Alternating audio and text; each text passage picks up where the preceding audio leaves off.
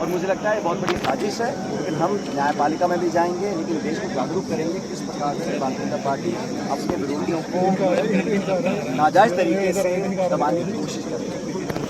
बाकी राजस्थान और प्रदेश में जो चल रहा है हम देख रहे हैं, भ्रष्टाचार के इतने सारे खुलासे हो रहे हैं और ये सरकार आंखें बंद कर काम नहीं करना अनसुनी कर रही है सारी बातों।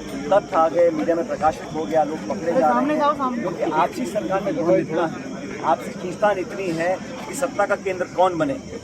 पर इस मसले को लेकर लगातार सरकार में असमंजस बना हुआ है और पूरे देश की जो प्रदेश की जनता है वो पीड़ित है। लूटपाट हो रही है, अत्याचार हो रहे हैं, गोलियां चल रही हैं, बलात्कार हो रहे हैं, महिलाओं दलितों के साथ पूरा शोषण खुलेआम हो रहा है।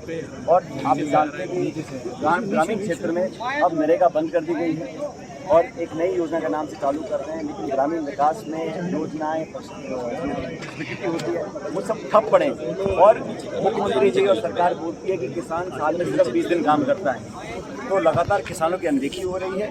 मुझे लगता है कि सरकार बहुत जल्दी अपना इकबाल खो चुकी है, जनता इंतजार कर रही है। चुनाव करा नहीं रहे, ना छात्र संघ करा रहे, लगातार फटकार पड़ रही है, सुप्रीम कोर्ट आदेशित कर रहा है, फिर भी बहानेबाजी करके चुनाव टाल रहे हैं क्योंकि जनता का आक्रोश से झेल नहीं पाएंगे।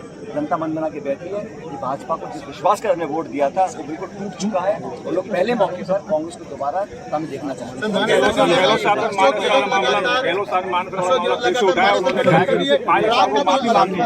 उन्होंने कहा कि वो राष्ट्रीय अध्यक्ष बनना चाहते थे लेकिन उनकी साजिश हो गई। मैंने उनका जब सुना और जो बात मुझे मैंने सुनी और जो बात मुझे कहनी आप लोगों को, मुझे इतना याद है उन्होंने बड़े प्रेम से कहा कि जैसे अशोक जी का स्नेह और लगाव उनके पुत्र वैभव गहलोत के साथ है, उतना ही स्नेह और लगाव मेरे साथ भी है और हम सब कांग्रेस के सिपाही हैं।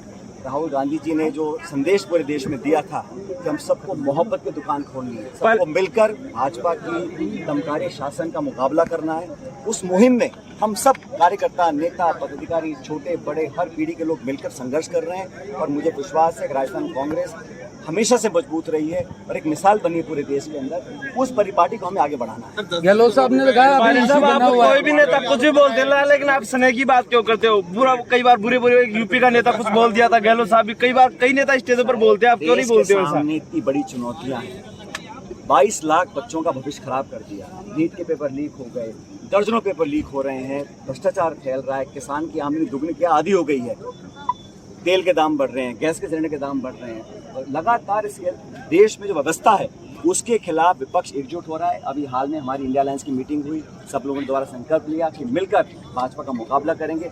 हमारा एक ही उद्देश्य है, राहुल गांधी और खड़गे जी ने जो कांग्रेस को नेतृत्व दिया है, जो संगठन सृजन हुआ है, पार्टी को मजबूत करने की मुहिम है, उसे पूरा साथ दें और भाजपा को 12 साल हो गए, कब तक ये नेहरू जी को, इंदिरा जी को, मनमोहन सिंह जी को कोसते रहेंगे? इन 12 सालों में अपनी रिपोर्ट कार्ड पेश कर जनता के सामने जाएं। चुनावों से डर रहे हैं, सुनिए, चुनावों से वो डर रहे हैं और जनता ने मन बना लिया।